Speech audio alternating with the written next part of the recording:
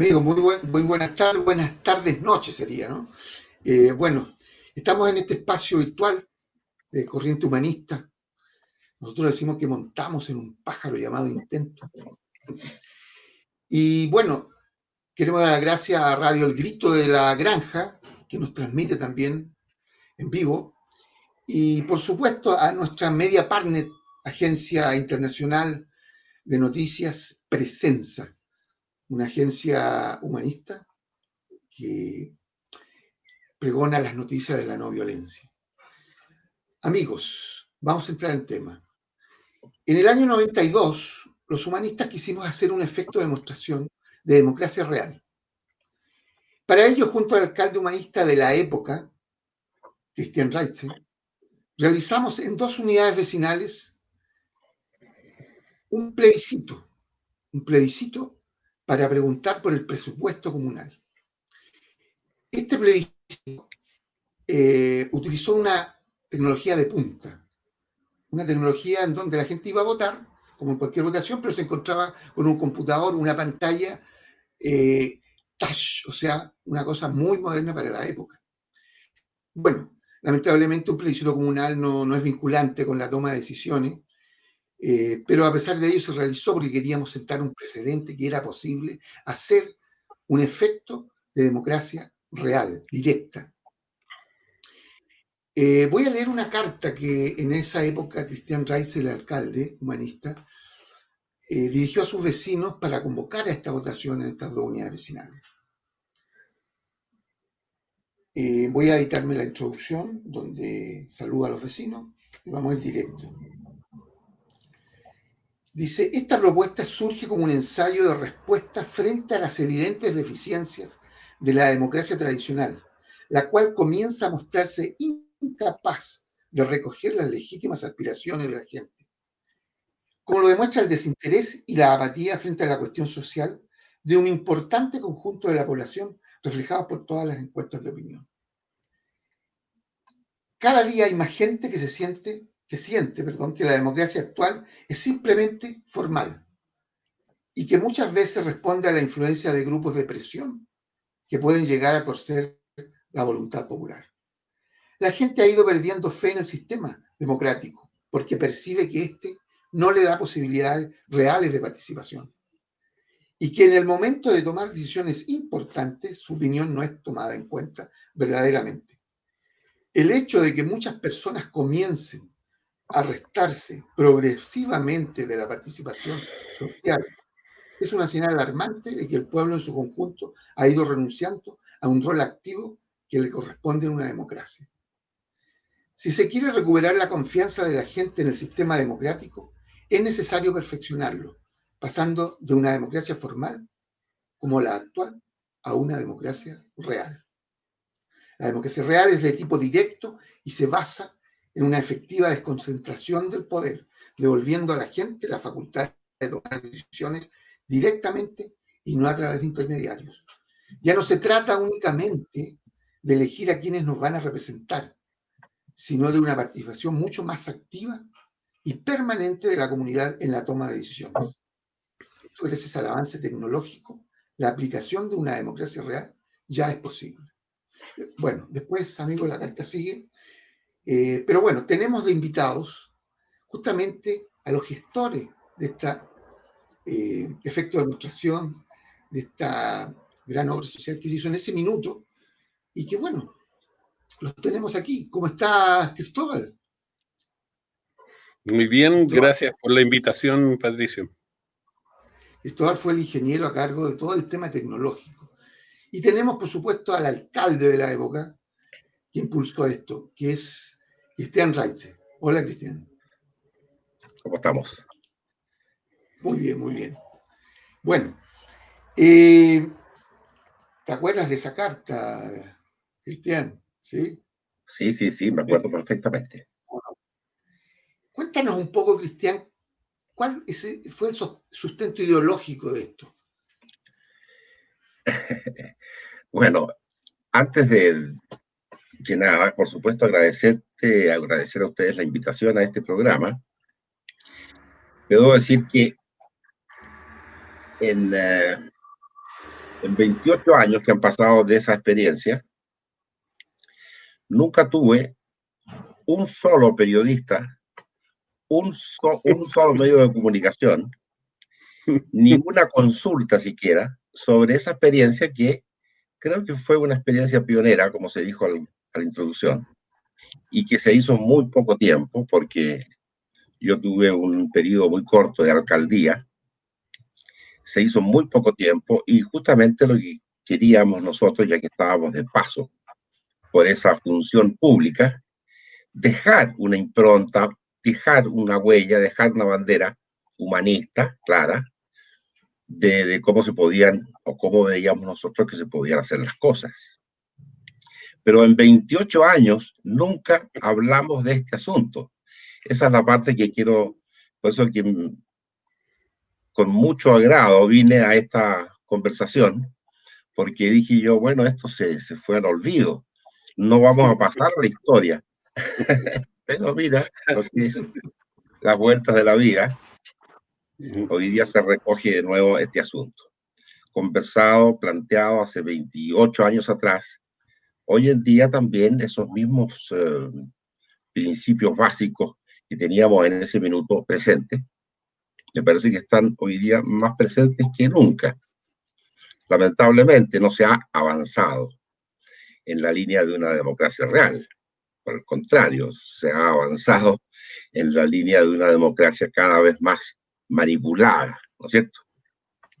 Entonces, el ejercicio que se hizo en ese minuto fue bastante importante y por supuesto se hizo con la colaboración de mucha gente, otros humanistas, otros miembros de la municipalidad y sobre todo nuestro alfil tecnológico de esta maniobra fue Cristóbal Keni, que está aquí acompañándonos, a quien un día llamé a mi casa y le planteé esta loca idea, a ver si él, que trabajaba en ese minuto en la IBM, que era, no sé, el Google, el Apple de estas épocas, y gracias a la decisión que tomó Cristóbal, él lo podrá contar un poco mejor porque tiene todos los detalles técnicos. Hoy día tenemos el touch en nuestros teléfonos. En esa época era una tecnología totalmente desconocida. Entonces, pero en el fondo estábamos nosotros tratando de implementar uno de los aspectos de lo que en ese minuto estábamos recién conociendo como la Carta del Humanismo, o la Carta del Nuevo Humanismo, en que se sentaba, por así decirlo, las bases de lo que era el nuevo humanismo. Y uno de los aspectos fundamentales del nuevo humanismo es precisamente su planteo sobre una democracia real, es decir, una democracia en la que la gente es la que decide y no los intermediarios. Ya podemos conversar un poco más sobre eso. Pero en primer lugar agradecer y en segundo lugar, aprovechando a Cristóbal, agradecerle una vez más esa enorme disposición que tuvo para llevar adelante esta experiencia, que fue pionera en Chile, porque después vinieron otros que hicieron plebiscitos comunales, pero que no se ha, me parece, avanzado mucho en esa línea de democracia real tecnológica en estos años, a pesar de tener todas las herramientas tecnológicas a mano para poder avanzar en esa dirección. Desde luego, eso se ha ido obstruyendo año tras año, camada tras camada de políticos que se mantienen de todas maneras en esos cargos y que en ningún caso van a querer soltar ese poder que tienen en sus manos. Pero acá está ese planteo pequeño de esa humilde comuna que se hizo hace 28 años y que está todavía horadando ese sustento que ellos se dan de democracia y en realidad vienen cayendo históricamente desde hace ya varios siglos. Y ya sería hora Y ya sería hora que la gente vuelva a tener el control político y poder en sus manos, y no a través de estos intermediarios, que son los que, ya sabemos, producen cantidades de problemas en la población. Perfecto. Cristóbal, y cuéntanos tú cómo fue ese desafío tecnológico de la época. Bueno, lo primero fue cuando me llamó Cristian, me puso este desafío, fue un desafío fantástico, de esos que uno, o sea, de una motivación, me acuerdo de esa conversación, porque fue así como decir, oye, hagamos esto, tenemos este tiempo, ¿será posible que lo armemos? ¿En qué escala? En fin, pero claro, o sea, el recuerdo que yo tengo es de, de que cuando hay una voluntad, ¿ya? Política, cuando hay una voluntad de una autoridad de hacer algo de ese tipo, eso abre las puertas para que todo funcione. O sea, esa fue una de las cosas que a mí me impresionó, ver a los funcionarios municipales, ver ¿ah? eh, a los vecinos participando, o sea, se despierta al tiro un interés. ¿Mm?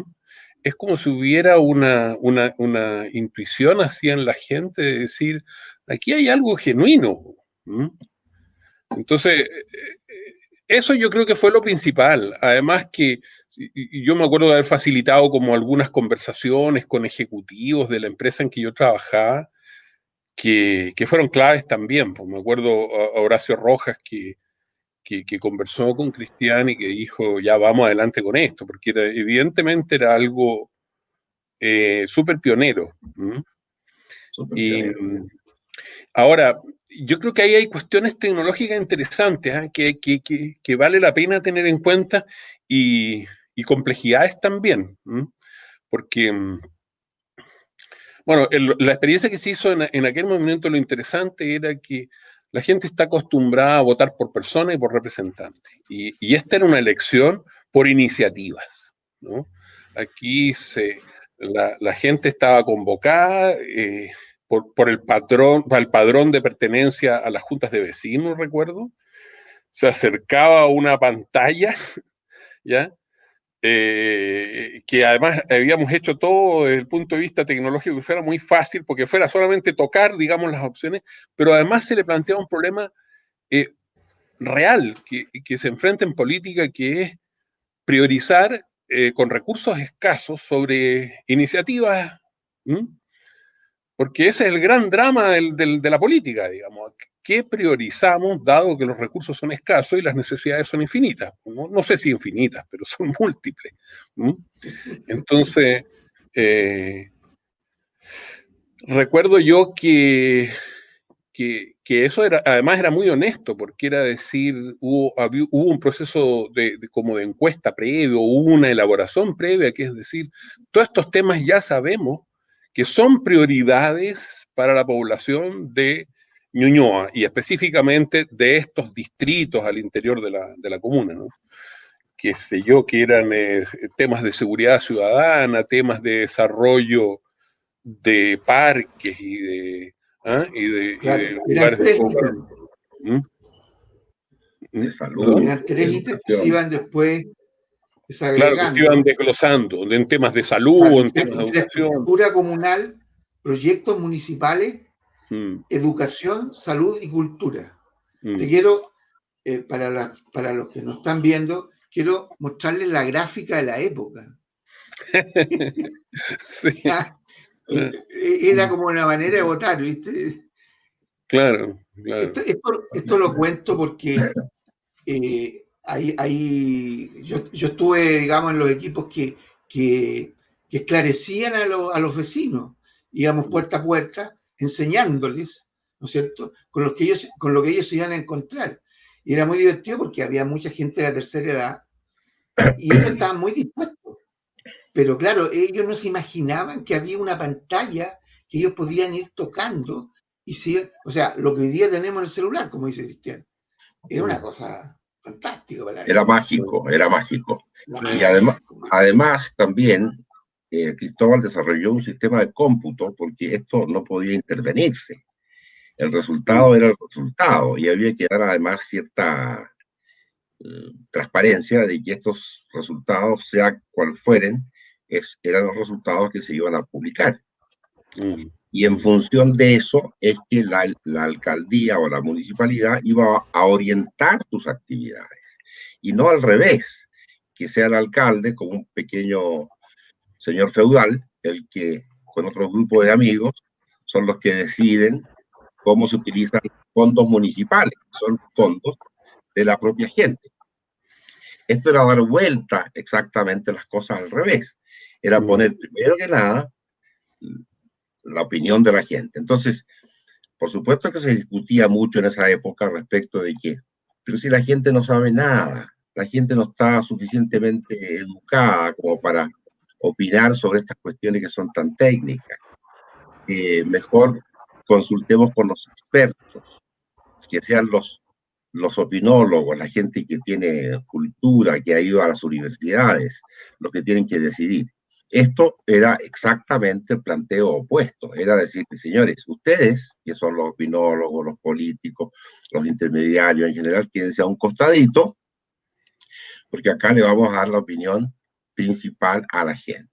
Eso se demostró que se pudo poner en ejecución 28 años atrás, y Cristóbal nos podrá decir qué cosa equivalente podría hacerse hoy respecto de esa misma experiencia. Sí, sí. Bueno, antes de dejar esa experiencia y ver sus consecuencias para ahora, una cosa muy interesante que tenía esa experiencia era que de un conjunto mayor de iniciativas posibles a las cuales asignar presupuesto, había que elegir un subconjunto. Por lo tanto, los vecinos, los ciudadanos se encontraban en la situación exactamente política, que es decir, debo priorizar, y cuando elijo ciertas cosas que considero prioritarias para ahora en la comuna, deselijo otras. Y eso hacía muy interesante porque hacía responsable a la población y al mismo tiempo creaba la conciencia de decir, cuando elegimos algo, deselegimos otras cosas. Y por lo tanto, asumimos la responsabilidad de que otras cosas van a tener menor prioridad, probablemente en este ciclo en el cual se está preguntando, y por lo tanto comprendemos que si no hay avances importantes en esas áreas, es porque nosotros priorizamos otras. Entonces creo que eso además lleva a un nivel de conciencia, de responsabilidad social respecto a lo que hacemos como conjunto. A mí me pareció eso que era muy, muy, muy bien concebido de parte del equipo que tú lideras, Cristian. Muy, muy, muy interesante. Claro, si se hubiera proyectado esa experiencia en el tiempo, imagínate que se hubiera proyectado y se hubiera desarrollado ampliamente. No ha sido así. Esa idea fracasó, por lo menos hasta ahora, ¿no es cierto? No ha prosperado. Pero si hubiera prosperado, tendríamos probablemente a una participación, a una población muy participativa, desde la base hacia arriba, hoy, 28 años después, que la gente sabría que su voto es significativo, que su voto se hace, se sigue, su voto vale, no como Que es ahora que el voto no vinculante, vale, que es claro, vinculante. Entonces, eso hubiera generado una cultura, una educación de participación, una sociedad realmente diferente. En 28 años esto perfectamente era posible de hacer. Sí, sí, sí. Ahora, Sí. esto que estamos hablando, fíjate, tú decías, Cristian, después de 28 años, vuelve a la palestra, tú lo creías que ya la gente se había olvidado. Bueno, los humanistas no lo hemos olvidado, por supuesto, pero fíjate la historia y la dirección de la historia, más bien. ¿Cómo es que entonces estamos hablando de esto? No estamos hablando de esto por algo, porque se nos ocurrió hablar de esto. Hay una necesidad. O sea, lo primero tenemos que reconocer, ¿no es cierto?, que hay una crisis realmente del sistema representativo. O sea, ya la reconocíamos en esa época y antes incluso, Claro, pero claro. hoy día es absoluta, o sea, queda demostrado, ya con el estallido social, en donde nada tiene gobernabilidad, digámoslo así, ¿no es cierto? Bueno, queda demostrado que lo que está en crisis es la representatividad. La gente no tiene legitimidad sobre sus representantes. Entonces, eso es algo que hoy día, por ahí había personas que decían, que es un poco gracioso, pero viene al caso, decían, mira, hoy día la gente, existe una democracia digital, porque la gente, por ejemplo, en la tecnología, en las redes sociales, da su dedito para arriba, da su dedito para abajo, entonces va votando. Entonces, pero es una paradoja que la gente hace eso, pero al mismo tiempo no va a votar. Esa paradoja es muy entendible a la luz de lo que estamos comentando. O sea, por un lado, se quedó con una cuestión mínima que es la sensación de que está ejerciendo democracia, cuando no es así. Y sin embargo, no va a votar. Entonces, desde ahí, uno puede decir, bueno, es obvio que una democracia real hoy día es necesaria. No solo es una idea, sí, es necesaria. ¿Cómo se puede implementar eso, Cristóbal, O tecnológicamente sea, hoy día? yo creo, antes de eso, yo creo que es que es efectivamente una gran necesidad frente al escenario de los desbordes sociales.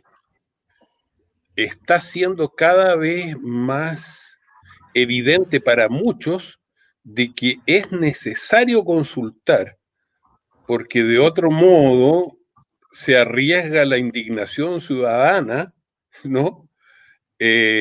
Desbordada. Es cada vez más evidente para muchos que el sistema de la representación, de representatividad, de representantes que son elegidos en base a promesas, ¿ya? Son cada vez más susceptibles a la corrupción del dinero y de los intereses especiales de determinados grupos o qué sé yo. Entonces, eso está llevando a considerar cada vez más seriamente, incluso en sectores conservadores, la necesidad de ser más consultivos. Y para evitar, por así decirlo, desde esa perspectiva, como el que las iniciativas naufraguen porque no encuentran el respaldo, el apoyo, porque son luego resistidas en la práctica, digamos. Ahora, tecnológicamente yo creo que hay temas que es bueno considerar y no idealizar la tecnología, porque básicamente que hay dos cosas que tienen que funcionar bien. Uno, es todo el sistema del padrón, ¿no es cierto?, de quienes tienen, por así decirlo, derecho a votar, y asegurar que efectivamente votan en libertad, ¿no?, y ejercen su derecho sin interferencias, ¿ya? Esa es la primera parte. O sea, yo, ciudadano, ejerzo mi derecho legítimo y nadie interfiere en eso. Y por otra parte está toda la lógica de cómputo, que es esta confianza que nosotros hacemos cuando emitimos nuestro voto a una urna, ¿no es cierto?, sea física o digital, en que todo el proceso que se inicia hacia allá de sumas, de cómputos, de escrutinios que suman y todo, y dicen el resultado de esto es eso, que eso es íntegro y no hay intervenido. Ahora, veamos la primera parte, la parte de padrón y el ejercicio de yo voto libremente, ¿no? Esa primera parte tiene históricamente el problema de que dos cosas fundamentales: el voto suplantado y el voto comprado, ¿ya? Entonces, eso se resolvió muy bien en la votación física, ¿no es cierto?, porque llega la persona, muestra su cédula de identidad, hay 5 representantes ahí, digamos, o sea, es un sistema ciudadano muy bien concebido y muy elaborado por muchos años, que asegura e impide que alguien suplante, porque dejas tu huella, haces todo eso. Y por otro lado, que era lo que se impedía, ¿no es cierto? Y además entras en una cámara secreta, doblas tu voto, lo pones en la... O sea, se impide lo que se hizo en otras épocas históricas, que era obligar a las personas a votar de un determinado modo, y luego se chequeaba el voto, en fin, todo eso se fue asegurando y se fue logrando este sistema que es re bueno, ya que el sistema físico tradicional. Y por otro lado,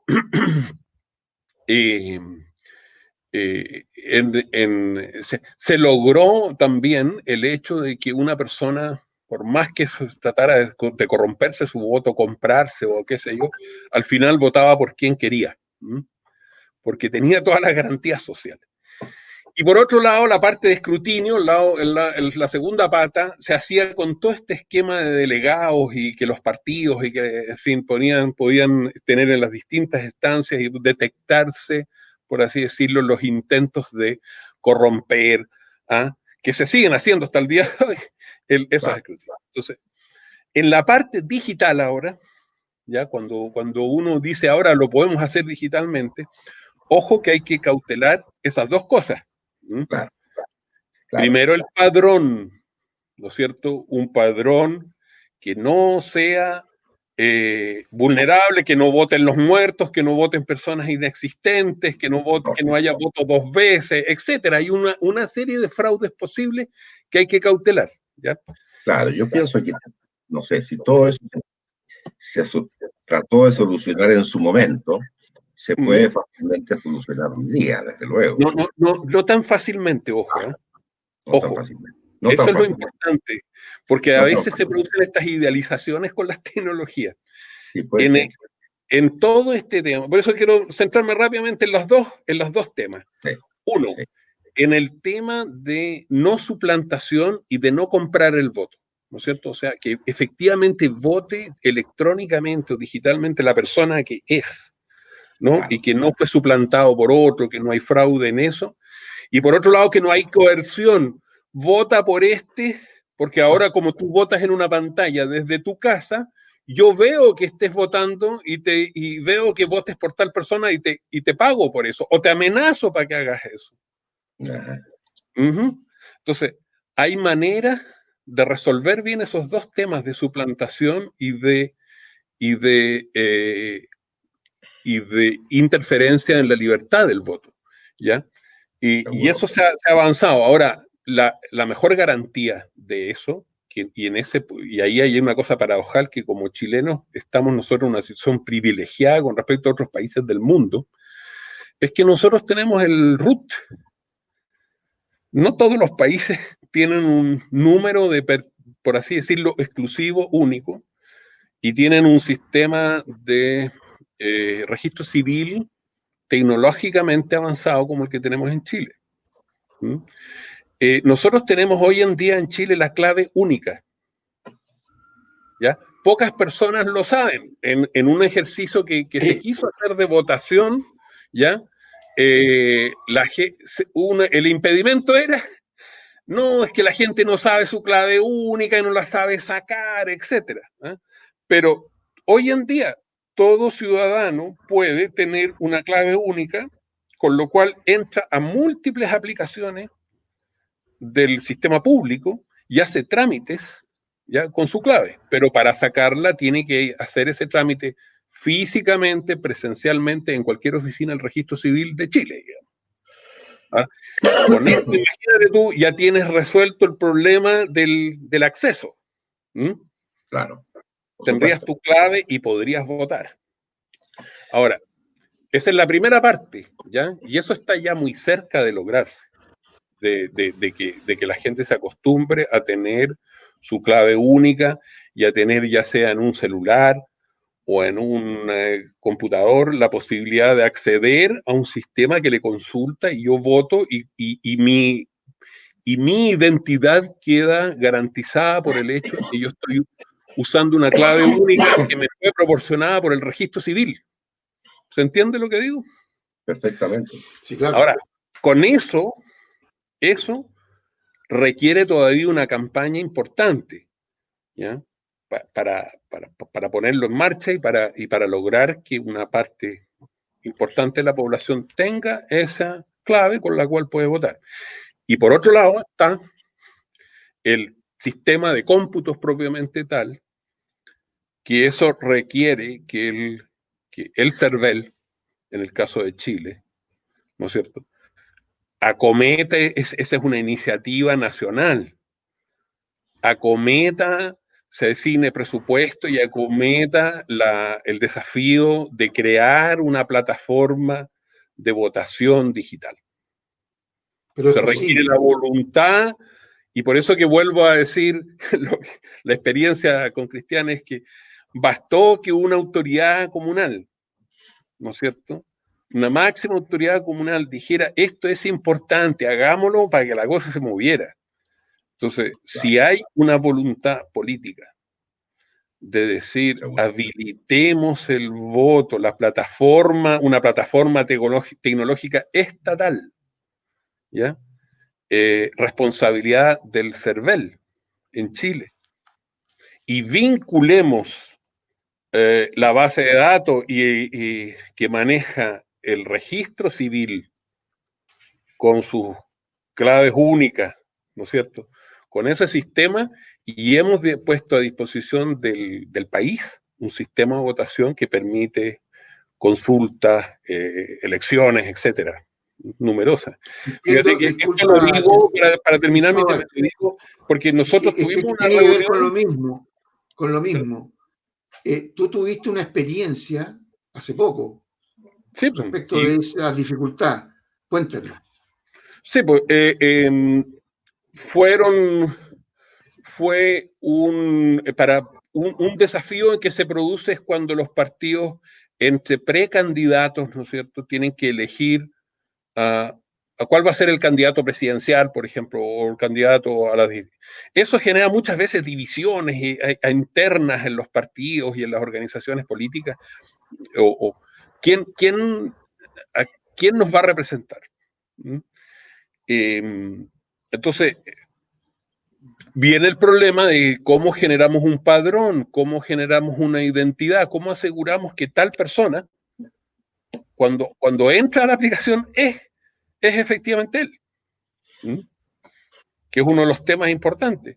Bueno, teniendo la clave única, eso permitía tecnológicamente, permitiría, si es que la gente lo tiene, resolver ese problema y permitir que ese tipo de decisiones se hagan a través de esta manera, digamos. Después del estallido social de octubre, los alcaldes tomaron la decisión de decir, oye, aquí hay temas importantes, y tomaron y dijeron, hay que convocar un plebiscito para saber de todos estos temas cuáles son los prioritarios, digamos. O sea, ellos realmente lideraron el tema de decir, esto se resuelve a través de un proceso consultivo. Y tuvieron re poco tiempo, porque esto lo declararon a comienzos de noviembre, o hacia finales de octubre, recuerdo, y lo fijaron para el 16 de diciembre, y se hizo, efectivamente, y fue un número importantísimo de comunas en todo Chile que se ligaron, pero desafortunadamente, perdona que me extienda en esto, pero creo que respondo bien, Dale. dada la falta de experiencia todavía, la falta de consistencia en la clave única que habría permitido algo mucho más sólido, se restringe un poco la participación todavía. Entonces la gente vota con su carné, pero tiene que dar el número de serie que aparece detrás del carné, y eso ya lo hace cada vez menos, por así decirlo, serio, o menos definitivo respecto de que, o cuestionable de que realmente represente el sentir ciudadano como para ser un hecho político importante. ¿Me explico? Entonces, Sí. y por otro lado, la plataforma no está, el CERVEL no la tiene. Entonces, no quiere tenerla. Y no quiere tenerla todavía. Es decir, no es que no quiera tenerla. Yo recuerdo haberme reunido el año pasado, claro, con la persona de tecnología del registro civil, y haberme reunido con Alfredo Piquer, que es el que desarrolló la plataforma de e-voting, ¿ya? Un famoso ingeniero informático de la Universidad de Chile que desarrolló esta plataforma y fue a la cual echó mano este conglomerado de municipalidades. Ahora en diciembre se usó la plataforma e-voting, pero que es una iniciativa creada privada, por así decirlo, y que se presenta obviamente como prescindente y como sólida y tecnológicamente. Está basada en el fondo en la reputación extraordinaria que tiene como ingeniero informático Alfredo Piquer. ¿Mm? Pero Mira, lo que quiero decir con todo esto como síntesis, y aquí entrego el micrófono, las tecnologías están, se requiere cierta mayor madurez y mayor experiencia popular y cierta disciplina en cuanto a tener la clave única, esa es la parte popular, y ejercerla. Y hay ciertos mecanismos para evitar los fraudes de suplantación y qué sé yo. Como por ejemplo, que tú puedes votar varias veces. Si alguien te obliga a votar de una cierta modo porque estaba al lado, tú después emites el voto de nuevo que tú querías. ¿Me entiendes? Hay una serie de mecanismos que permitan asegurar, pero una parte clave va a ser siempre el que tu identidad esté garantizada. Y eso en Chile tenemos una ventaja enorme con respecto a muchos otros países. Y lo otro que falta, como he dicho, es una voluntad política de proveerle al server una plataforma de ese tipo. Pero yo digo esto, yo creo que nunca debiera dejar de tenerse la parte de la votación física para determinadas votaciones importantes, porque, porque siguen teniendo muchas ventajas de encuentro ciudadano. El problema es que son caras, requieren un día completo o más, y me explico. Y esa es la razón que se esgrime para decir no podemos estar consultando a cada rato. Entonces, una combinación de la elección tradicional con una física y todo, tal como lo seguimos haciendo, no significa desmontar eso, sino complementarlo en la toma de decisiones, así como se hizo en Ñuñoa y como, por ejemplo, ahora se va a tener que hacer o debería hacerse en el proceso constituyente, ¿no es cierto?, de una constitución, que los temas importantes sean consultados masivamente. Esta es la gran oportunidad que se presenta ahora. Para allá quería ir, ¿no? Porque estamos en un proceso en el cual los que van a decidir la nueva constitución van a ser representantes de partidos políticos, porque va a ser una elección como cualquiera, como si dijéramos diputados, ¿no es cierto? Es exactamente igual, donde los partidos van a poner sus representantes para que la gente vote por ellos. ¿Cómo podría, Cristian, entonces, o estás de acuerdo tú más bien, de que tendríamos que hacer lo que dice Cristóbal, de que esto fuera también una asamblea real, por así llamarla, ¿no es cierto? Donde la gente pudiera tomar ciertas decisiones sobre las leyes que nos van a regir en la Constitución. Por supuesto que sí, por supuesto que sí. No, yo no estoy para nada de acuerdo con una asamblea constituyente manipulada por los partidos políticos. Me parece que esa iniciativa va a terminar lamentablemente en un fracaso, en un nuevo fraude a la expectativa de cambio de la gente. Porque ese no es un camino de democracia real, ese es un camino de democracia manipulada.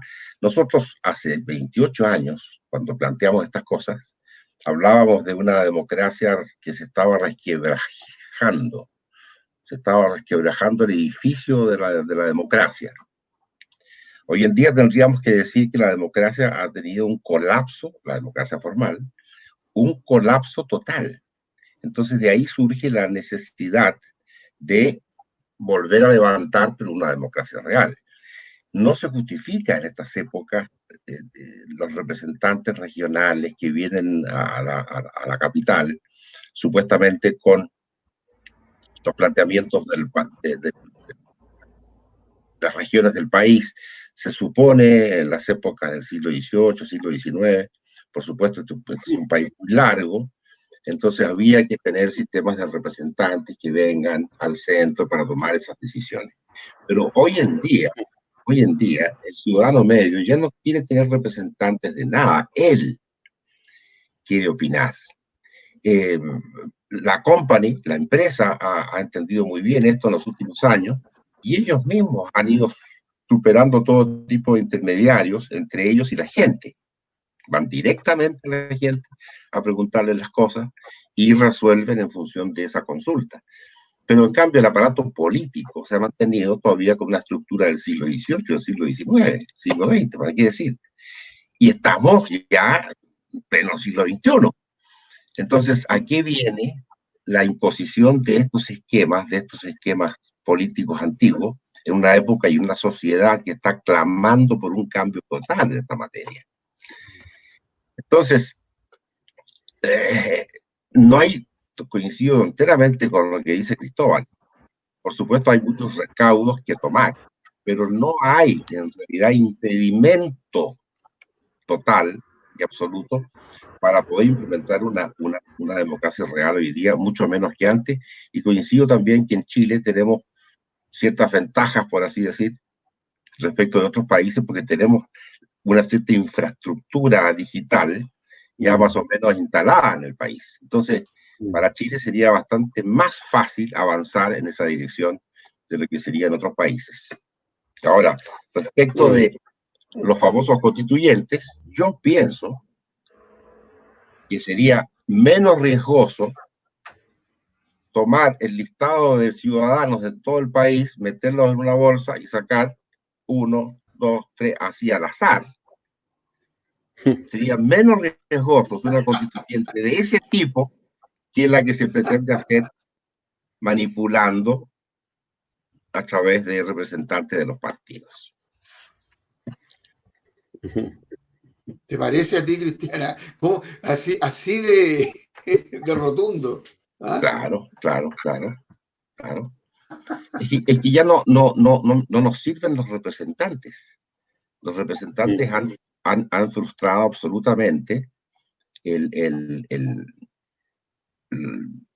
¿cómo se llama? Las necesidades de la gente. Han vendido unas cosas y han hecho otras. Eso ya lo sabemos, lo sabíamos antes y lo requete contra sabemos hoy. Y si no se cambia esa situación, no vamos a poder avanzar. Se trata de un cambio estructural importante. Ese fue un pequeño efecto de demostración, pero hoy día eso se podría realmente hacer avanzar enormemente.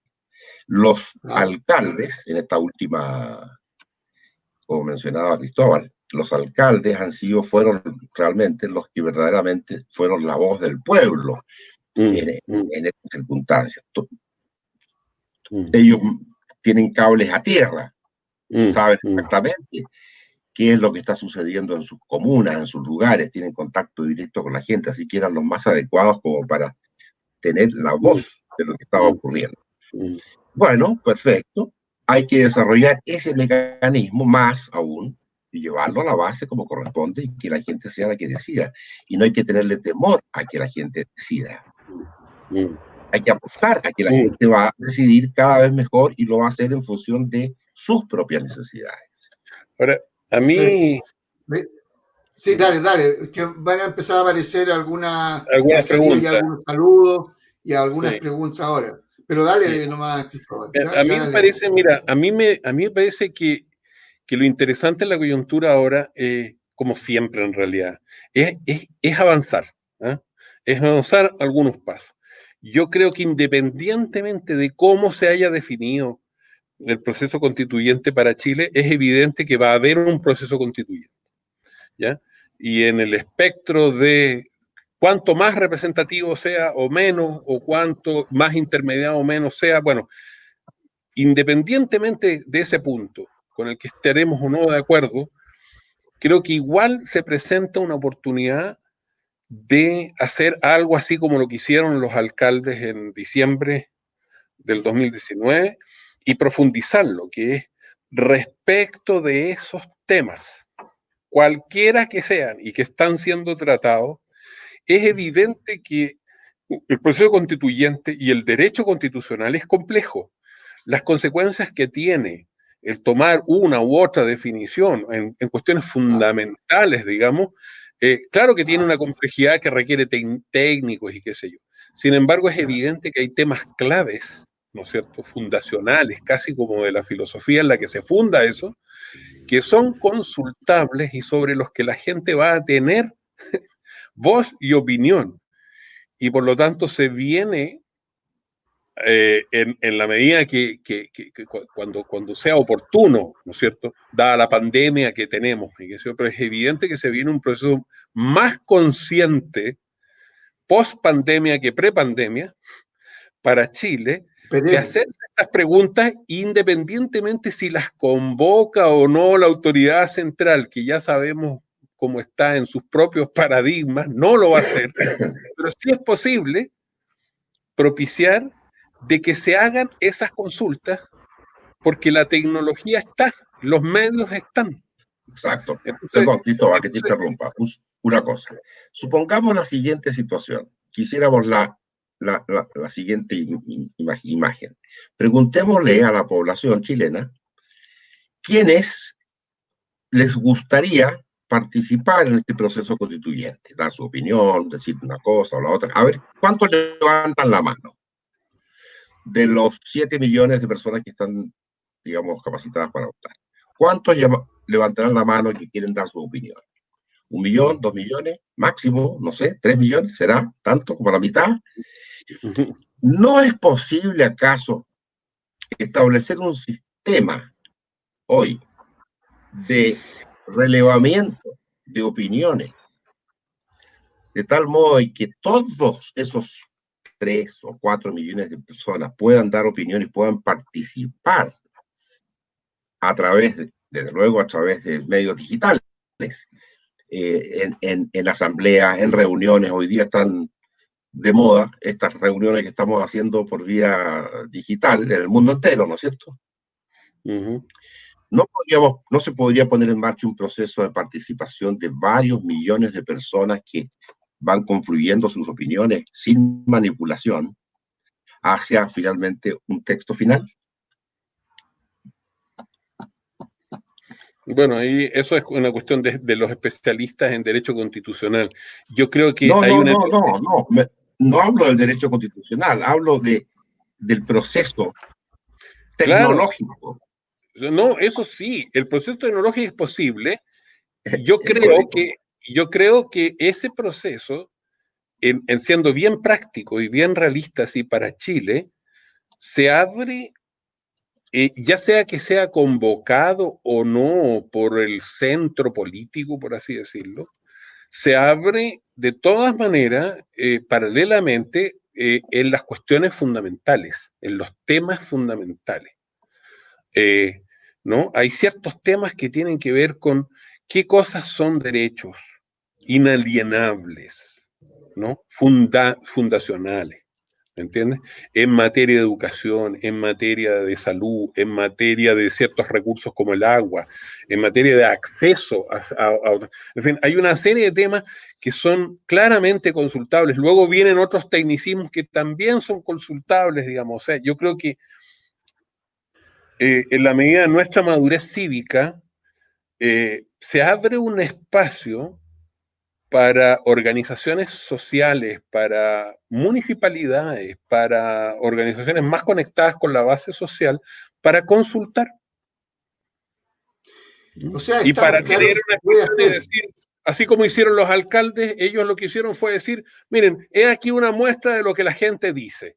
En materia, por ejemplo, ellos preguntaron respecto al proceso constitucional, ¿no? El 16 de diciembre. Entonces, eso se puede ir ahondando y avanzando cada vez más y ir demostrando que es posible, ¿no? Hasta que... Es posible.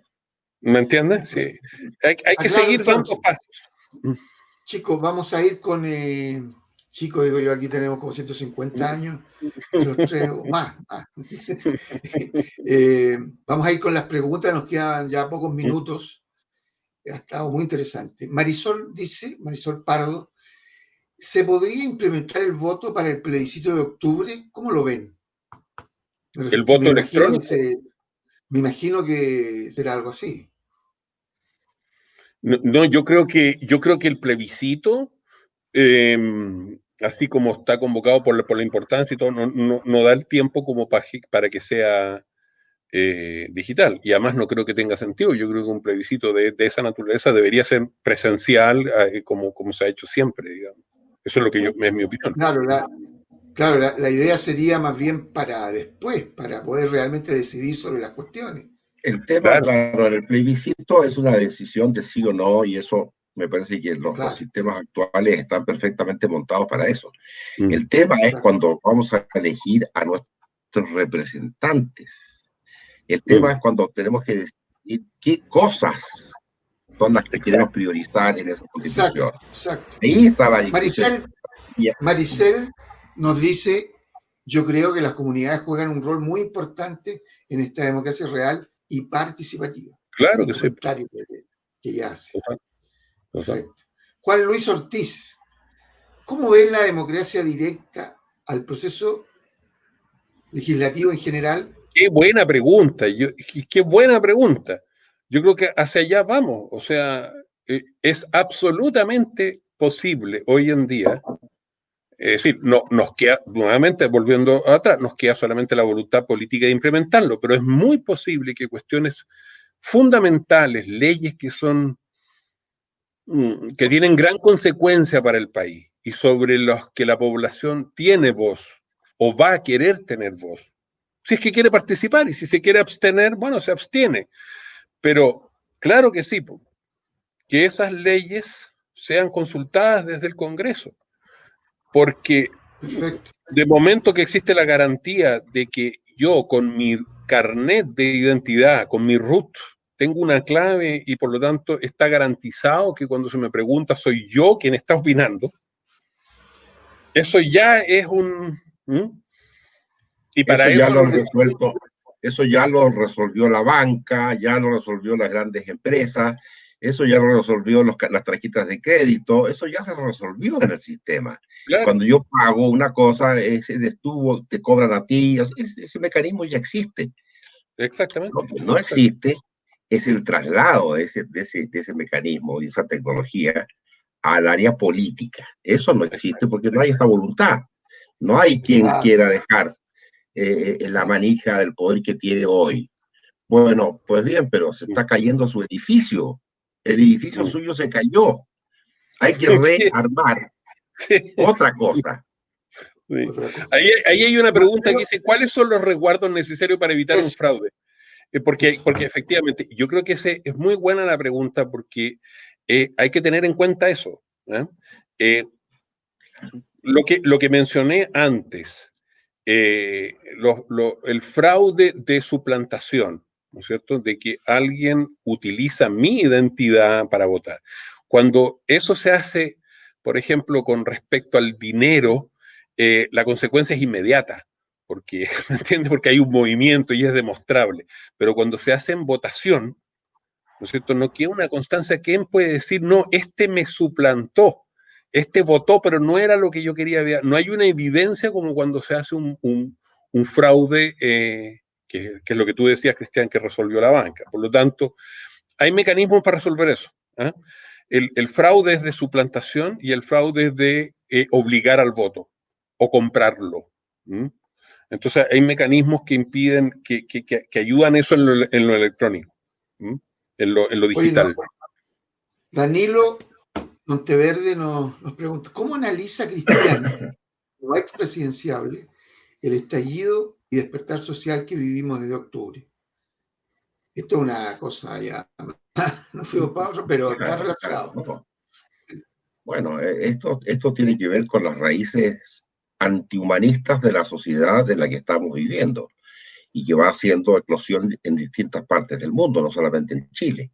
Lo de octubre es claro, es una expresión final o reciente pero estas son cosas que se vienen observando ya hace bastante tiempo atrás, de esta sociedad que está empujando las cosas en una dirección muy peligrosa, en la que no está colocando al ser humano como valor central de la sociedad. Si fuera así, entonces tendríamos otro sistema de salud, tendríamos otra plataforma educacional, tendríamos otro planteo estructural, social, de representación. No estamos en una sociedad humanista, estamos en una sociedad antihumanista, y estos son precisamente los lamentables efectos que están causando quienes insisten en mantener el actual estado de cosas. Perfecto. ¿Quisieras decir algunas últimas palabras, Cristóbal? Un minutito. Sí, yo creo que la historia avanza 2 pasos para adelante y 1 paso para atrás. Bien. Y yo creo que nosotros estamos mundialmente en este minuto en 1 paso para atrás. Pero eso no debe desalentar, creo yo, el que en política y en el avance social, un avance siempre es bueno. O sea, avanzar, así sea 1 paso, 2 pasos, es bueno, siempre es bueno. Avanzar es bueno en materia de desarrollo social. Entonces, yo creo que no hay que sucumbir ante la frustración que produce el que no se generen condiciones ideales, por ejemplo, en el proceso constituyente que viene para una nueva constitución. Y ver la manera, buscar la manera desde, como decía una pregunta alguien, desde de las organizaciones sociales, las comunidades sociales, desde la base, ver la manera de hacer esto consultivo. Las herramientas cada vez están más a la mano. Y de ir demostrando que eso es posible, que se hizo una consulta, se consultó, y esta es la opinión que tenemos. Eso va haciendo avanzar esta posibilidad, hasta que, como muchas veces hemos visto, hasta que es tan evidente que se adopta, que se instaura. Pero va a tomar un tiempo. Yo creo que va a tomar un tiempo hasta que como nación y como Estado de Chile hayamos incorporado una plataforma que nos permita hacer que el proceso de legislación del Ejecutivo en todos los niveles sea frecuentemente consultivo, yo creo que vamos a llegar a eso, pero va a tomar tiempo. Pero cada paso ayuda, eso es mi parecer. Excelente. Cristian, unas últimas palabras. Estoy de acuerdo en general con lo que dice Cristóbal, salvo que no cualquier avance, creo yo, es interesante, porque hay avances que te llevan al precipicio directamente. Entonces, la dirección me parece que es lo más importante, avanzar, pero con cierta dirección. Por eso ponemos nosotros la dirección humanista como un norte, como una aspiración. Porque, claro, desde luego, cualquier avance puede llevar en el sentido opuesto. No, yo digo, podemos avanzar en la dirección correcta, en la dirección del humanismo, que es por lo menos los valores que yo sostengo y ustedes también. Esos valores, pienso, pueden avanzar decididamente, sobre todo en esta época en que ya han caído todos los valores de las últimas. Han caído, están en el suelo, la democracia real, la democracia formal está también en el suelo. Entonces es cosa de ponerse en marcha en una nueva dirección, eso sí. Excelente. Bueno, amigos, ha sido un placer conversar con ustedes. Este era un tema que no se había tocado en estos últimos años. Lo hemos puesto ahí en este espacio virtual de la corriente humanista y esperemos que se siga avanzando en esto. Esperemos que en una de esas algo haremos de aquí al plebiscito, ¿no? y bueno, amigos que nos ven, les queremos agradecer también la participación de ustedes, sus preguntas, todos los comentarios. Agradecer a la radio El Grito de la Granja, que nos transmite en directo, a nuestra media partner, Agencia Noticiosa Internacional Presenza, y nos veremos la próxima semana con otro tema, con otros invitados. Muchas gracias, buenas tardes, noches. Ahí los dejo con los otros invitados.